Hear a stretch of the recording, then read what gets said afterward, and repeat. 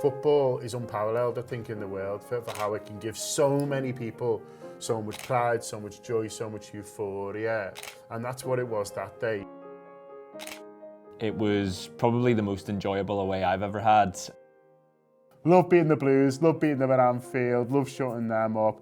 So my game of 2025 is when Liverpool went to Brentford.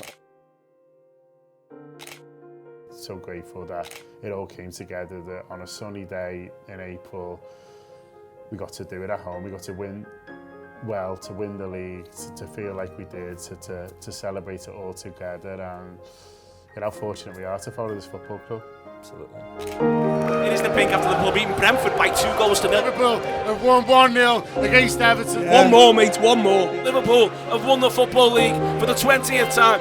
You want to talk about journeys, you want to talk about moments, you want to talk about love. What a football team today.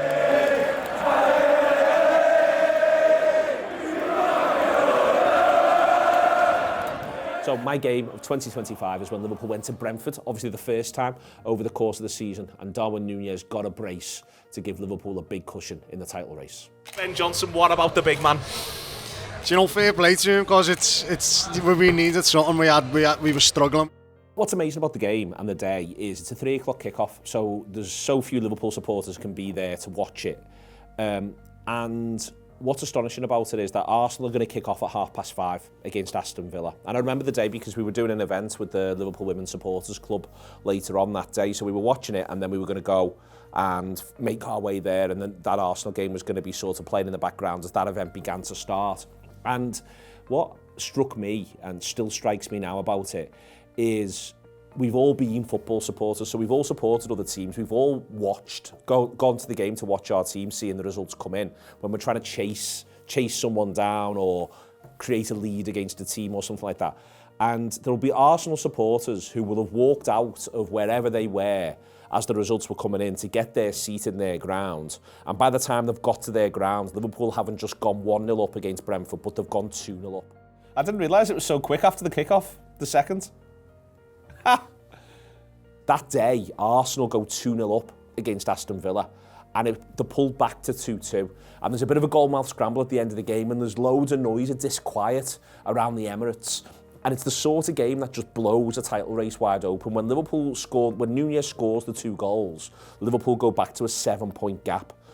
A 7-point gap. Now, if Núñez doesn't score those goals, that gap is only 5 points, and then Arsenal kick off against Aston Villa, where if they win, they've pulled it back to 2. That title race is absolutely bang on. If you've got a 7-point gap, that's 3 results, and 3 results is absolutely massive in the context of this. So then Arsenal kick off. Knowing a win still means they still need more things to go for them to be able to catch Liverpool over the course of the season. You know, they've still got to go to Anfield and all of that sort of stuff. So they've got that result at least in the palm of their hands. What Núñez does, what Liverpool do, what Trent Alexander-Arnold does and Harvey Elliott do, and Liverpool do not stop kicking the door down against Brentford. After the match, Thomas Frank has played Manchester City and Arsenal quite close together, and then Liverpool, and says afterwards, Liverpool are the best team in the country by a distance. Liverpool, we couldn't cope with them. And, you know, Brentford have the chances during the game, or chances to create chances, but Liverpool just keep coming and keep coming and keep coming. And when that goes in, that sheer moment of this thing is so real, I think it genuinely wins Liverpool 4 points. I think Liverpool go from getting 1 point against Brentford to getting 2 more, but I think it takes 2 points off Arsenal. I think Arsenal beat Aston Villa if Núñez doesn't score those goals. That is obviously something you can never prove, and no one likes saying it, but I think it turns the entire mood at the Emirates. If they can kick off 5 points behind us, then they just know 1 win and it's back in the palm of our hands. We've just got to go to Anfield and win and match all the Liverpool's results and we'd be champions. But what Núñez does, what Alexander-Arnold does, what those players do when they just don't take no for an answer, is they force it over the line. And they do it in an old school style. Saturday, 3 o'clock, it's 4:55 by the time those balls hit the back of the net from Darwin Núñez. And Liverpool, at that point, honestly, it was such a funny season in terms of chasing down the league title when you stop to think about it, because Liverpool get their gap, and what was so important was keeping the gap. Keeping the gap took the pressure off to such an extent, and all the way through the season when there was an opportunity for Arsenal to catch or close, they just couldn't quite take it. But times you influence that by putting the pressure on, and that's what Darwin Núñez does. And then it's the very fact that it is him. You know, the first goal is created by Trent Alexander-Arnold, who's obviously going to go on and leave the club under contentious circumstances. Chiesa's there in the background, Harvey Elliott's there in the background, and these are the players you need. These are the players that win your league titles. They can't win your league titles every week because they're not quite good enough. They're not going to quite get the level that you need. But why you win league titles is that players like this come to the party for you. Fucking hell, I don't know how the players feel. I'm exhausted. But Liverpool have won 1-0 against Everton to go 12 points clear. Count them out if you want. 12 points clear at the top of the Premier League with just 9 games to go.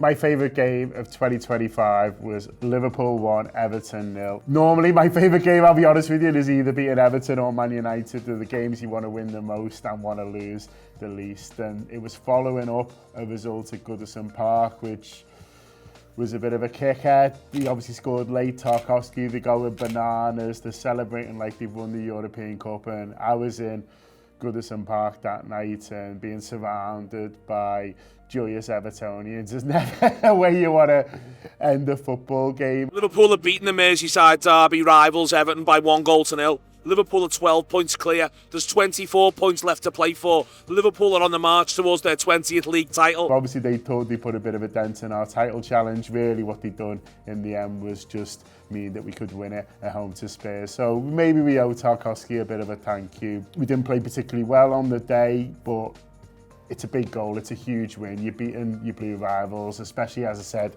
after what had happened at Goodison Park. And especially poignant because it's Diego Jota's last goal for Liverpool, and it's a Jota special, isn't it? The way he slaloms through the defence, puts the keeper the wrong way, slots it past him with ease like he used to do. He was such a natural, cool finisher. You wonder what all the fuss is about when he does it, but a brilliant Jota goal, his last goal for Liverpool as well, and to do it in a Merseyside derby that pretty much convinced everyone that that league title was ours was something special. So love beating the Blues, love beating them at Anfield, love shutting them up, love Diogo Jota. Perfect night at Anfield.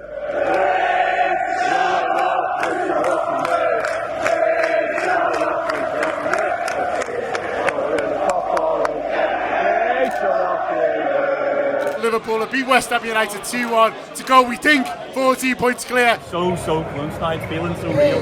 Next time we're in this ground, we could either be going for the league or we could have already won it, we could be champions. It is one more. It's one more. Mo Salah then comes over and says one more, one more.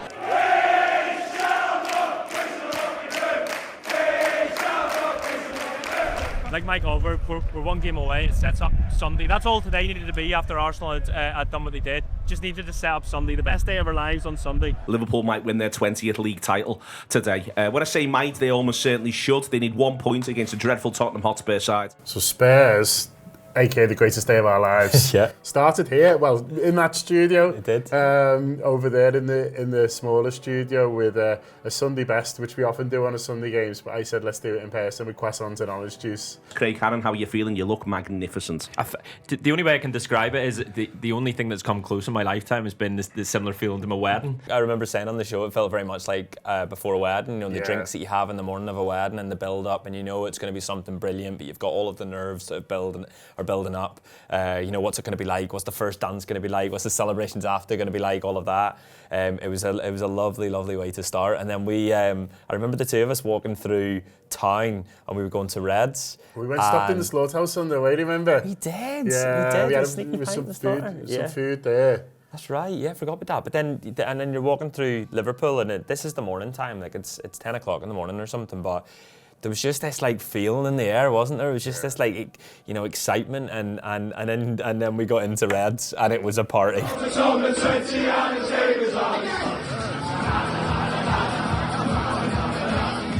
I remember just going to the bar and just saying, like, just pass us buckets of bottles, you know what I mean? Anything you could grab a bucket, get back, just pass them out to whoever wants a bottle of lager, sort of got one, and, you know, going outside to film a little video, and it was just a beautiful day, and then all your mates turning up. And it is just to see it red. It is like, you know, when you go to a final, go to Madrid or Paris or whatever, you see the red shirts everywhere. That's what Liverpool feels like today. It is an unbelievable atmosphere across the whole city. Every bit of it, you're like, if I just had that bit, that'd be an amazing day. but you're always going on to something else. And then Reds is brilliant. And then we got the shuttle buses up to the Glenbook, and then the Glenbook there's even more people you love. And what I loved about the Glenbook is you start seeing people who are like just coming up for the day, and they're not even going the game, they're not bothered about going the game. You know, obviously they'd love to, but they just want to be sort of part of it. And then that's like that real wedding feel of hugging everyone, you know, let's get a picture together. And I've got so many pictures of that day.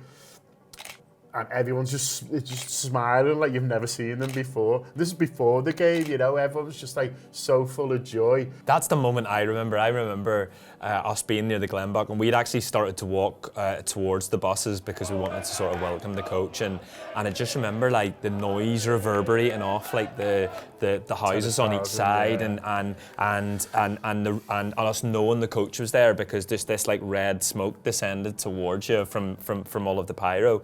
You know, the fireworks in the sky, and just like, you know, outside of Anfield was as loud as I've ever felt it. And I think you're right, it just was this like feeling of this is the best day of our lives, and every minute we're going to make every minute count. And so, you know, you really got the sense of like this is like a proper moment in time. And then we get in the ground to go 1-0 down. I mean, a Liverpool player scores, just what he does in country plays. I had a breakdown, I'll be honest. I had like, and I think because it had been so perfect and then, you know, so built up, and then suddenly this happens, and like I remember Dan Austin laughing at me, like getting pissed off with him because it was like, you know, like this is not a time to laugh, and he was just like, look, it'll make when we come back and when we win, it'll make it much sweeter and better, and of course they do. Like, who was a doubting? But just that moment of, oh, am I like, is this about to be taken away from us on this day where, you know, so far if you'd have painted the day, you know, it would have looked like this. You know, this is the perfect, you know, the weather plays a massive part. You're right, it felt like a European final. You know, it was like 25 degrees, everyone in shorts, sunglasses. And then in the ground, you know, the goals that happen, I think Diaz scores the first, doesn't he? I can't quite remember who fucking scores them in what order, but the McAllister goal, when it goes in, Jesus Christ, it goes off, doesn't it? It's some hit, that McAllister goal, you know, it's a great goal on any day, but certainly on that one. And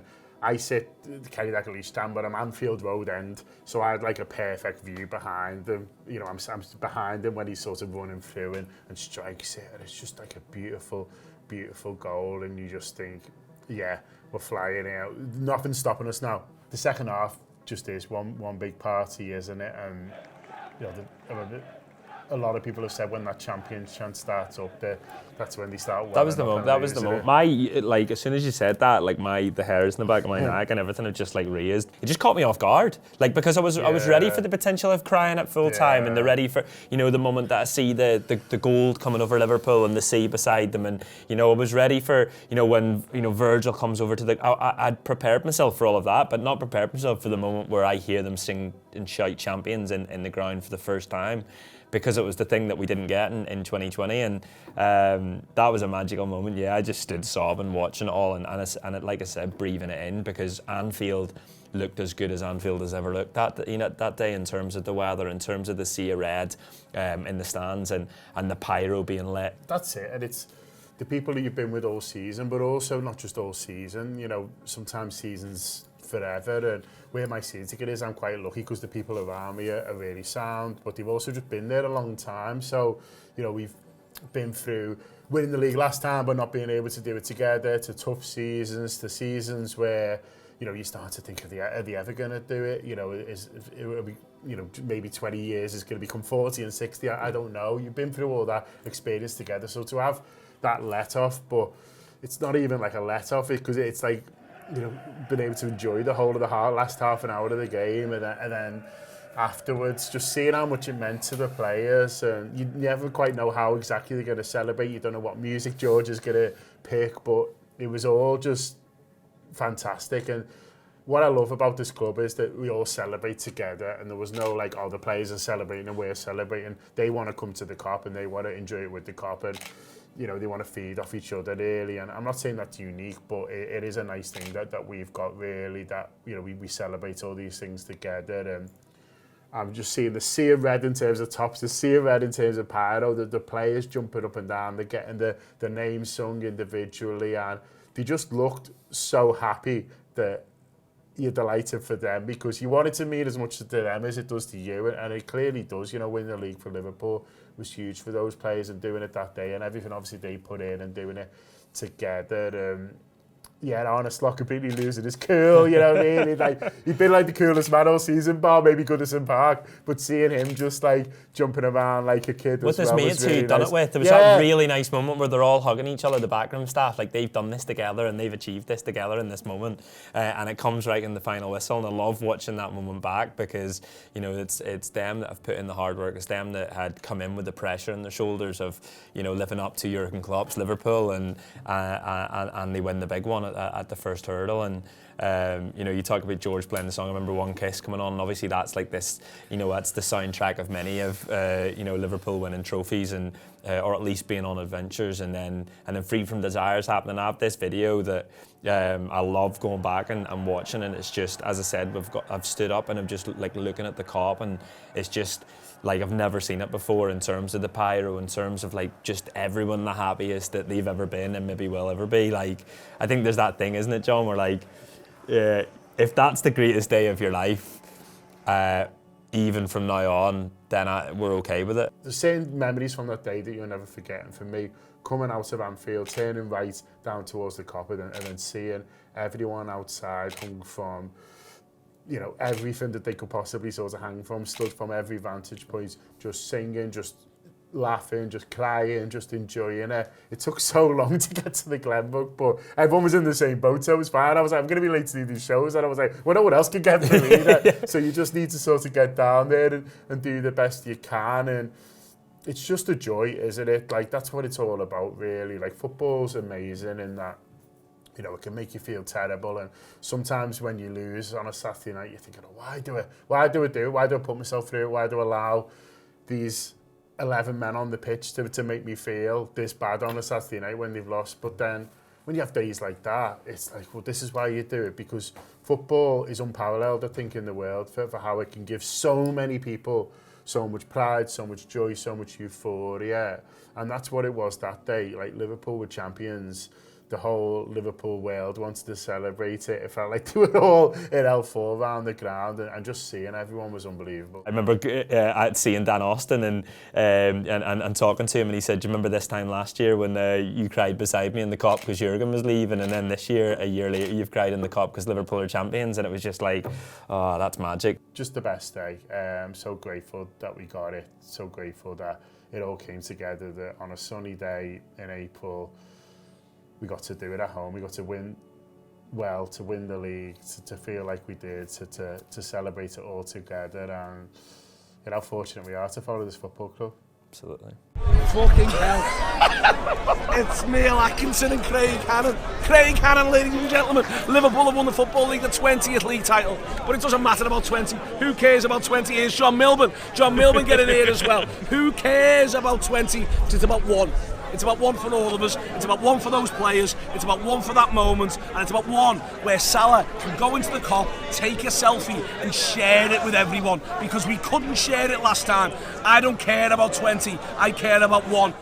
And can you just say it was definitely my favourite game of 2025? Oh, yeah. Liverpool getting beat by Brighton was definitely my favourite game of 2025.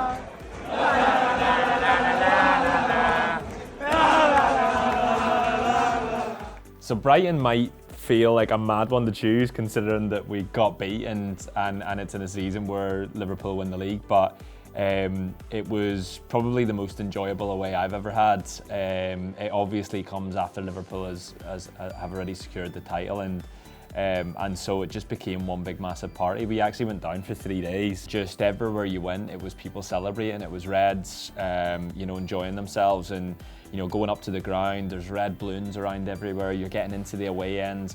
the away end is bouncing from the minute you walk in. It's bouncing to the sounds of the Federico Chiesa song. And everyone's just in the best mood they've ever been, you know. And I think when you think about winning the league and what it might be like, the thing you don't think about is winning it early and what it would then be like in the grounds afterwards.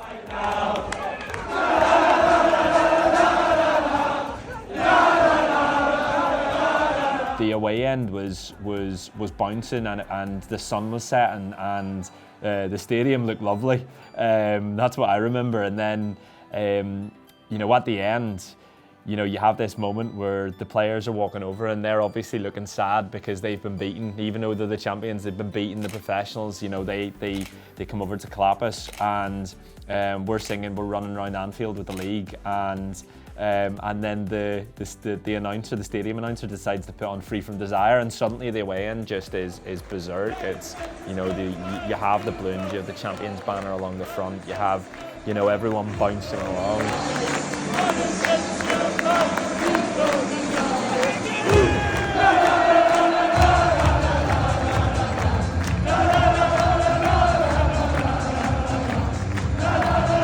Everything about the day, and the weather, and the fact that Liverpool were champions, and just the vibe of everyone. You were seeing the faces of your mates who maybe you hadn't seen since Liverpool had won the league, or you maybe hadn't even seen since they'd become champions. And you know, there was just lots of hugs, lots of good vibes, lots of pints, you know, lots of singing the Chiesa song, and really feeling the feeling of what it meant to be champions. It was so good, and the players stood there and looked at us, and they weren't dancing and they weren't singing back, but they were clapping and they were watching for a good 3 or 4 minutes.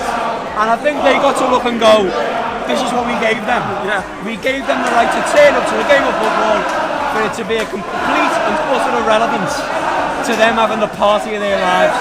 And everybody who came tonight, whether they came on the coach, whether they've been here for 2 days, whatever it is, turned up and decided this was going to be the best party we've ever had. And honestly, I never want it to end. I never ever want it. I want this concourse open for weeks. Very nice. You going to pull it up? Yeah. Palace and Hope was... It was spectacular in that. Again, like the Tottenham day, like that day, you sort of felt like, oh, well, it can't be as good as it was in my imagination. It can't be that special. It can't, you know, it can't be as good as I've anticipated. And again, it was just absolutely phenomenal. Let me be crystal clear. This is the promised land. Liverpool have won the league! You look forward to things in your lifetime, but I can't remember the last time we waited 33 years for something, do you know what I mean? And there is that thing where you think, now it's done, and we celebrated Tottenham, and that was one of the best days I've ever had, and one of the best I've ever seen Anfield. You're thinking, you know, is it going to be as good, and we're going to feel anything? But Jesus Christ, when that little piece of silver goes up in the air, I've waited a long time for that. The other key part about this is we got it at Anfield.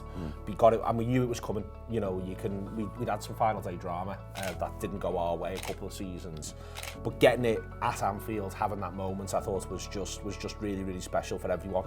And everyone who you've been around at the grounds, you know, in different places and all that sort of stuff, seeing people before and after.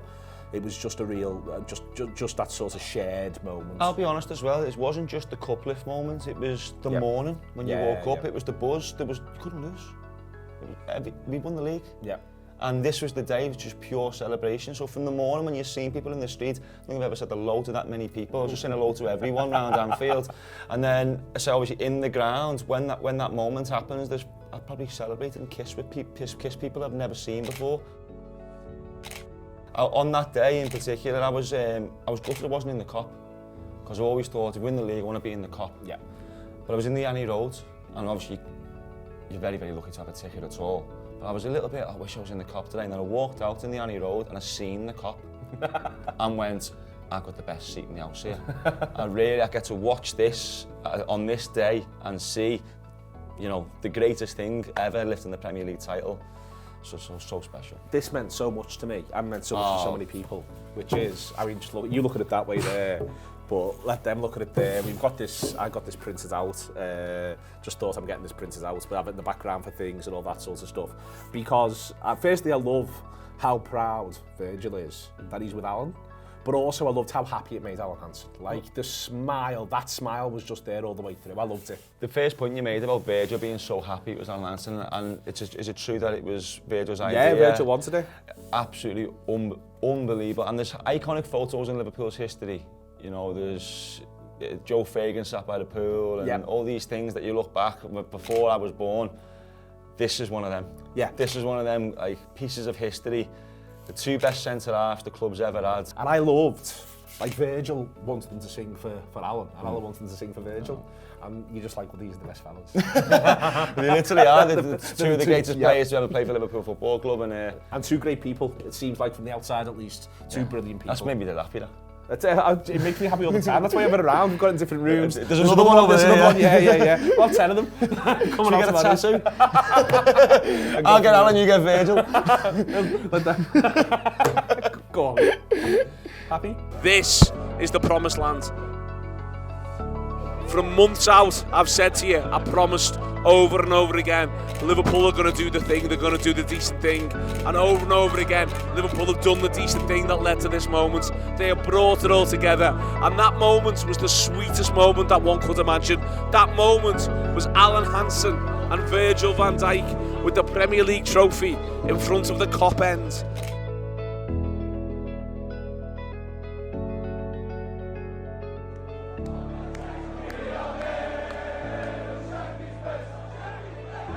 That, my friends, is the promised land.